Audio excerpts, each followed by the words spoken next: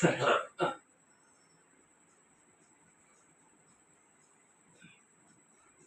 అవును, ఏంటా బాబు issue? Sir పై జాతి వీధిలో ఉండే బావిలో తక్కువ జాతి కుర్రాళ్ళు నీళ్లు తీశారండి. ఏ ఆ బాబు నీళ్ళు వాళ్ళు తాకూడదా? తాకూడదండి మైలు. మైలా అంటే? మైలు అంటే సార్ అది మైల్ అంటే మైలే కదా సార్. అదేనండి, మైలా అంటే ఏంటి? అయ్యా ఆ కుర్రాళ్ళు నీళ్లు తాగారు కదా, అదే సార్ మైల. అరే ఉన్నాను సార్. సార్ దేవుడికి పాపం చేసినట్టే. అవును సార్. ఆ బాబు నీళ్ళు మీరు తాగొచ్చా?